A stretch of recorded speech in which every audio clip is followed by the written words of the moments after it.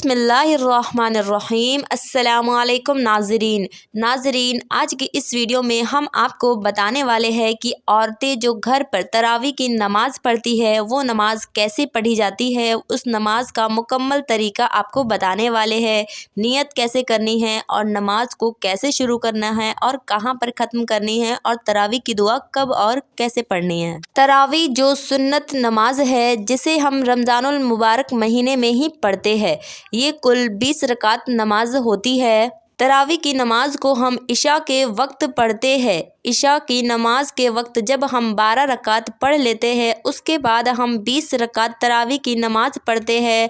फिर उसके बाद आखिर में हम 3 रकात वितर और उसके बाद 2 रकात नफिल नमाज अदा करते हैं। तरावी की नमाज में हम लोग 2-2 रकात करके नियत करेंगे। तरावी की नमाज की नियत हम कुछ इस तरह करते हैं।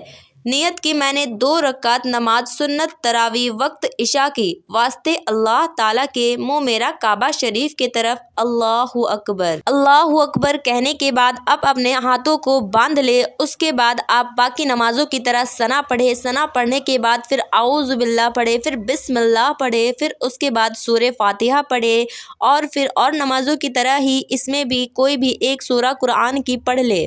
उसके बाद आप रुकू में जाए। रुकू में जाने के बाद फिर आप सजदे में जाए और अपने दोनों सजदों को मुकम्मल करें। फिर आप दूसरी रकात के लिए खड़े हो जाए। फिर आप बाकी नमाजों की तरह ही दूसरी रकात में एक बार सूरे फातिहा पढ़े और कोई भी कुरान की एक सूरा पढ़े। फिर आप रुकू में जाए और अपने दोनों सजदे को मुकम्मल करें। फिर उसके बाद आप कायदे में बैठ जाए। फिर उसके बाद बाकी नमाजों की तरह ही अत्तहियात पढ़े, दुरूद इब्राहिम पढ़े और फिर दुआए मासूरा पढ़े। फिर सलाम फेरे। इसके बाद आपकी 2 रकात मुकम्मल नमाज पूरी हो जाती है और इसी तरह आपको 2 रकात और पढ़नी है। और जब आपकी 4 रकात तरावी नमाज मुकम्मल हो जाए तब आप तरावी की ये दुआ पढ़े।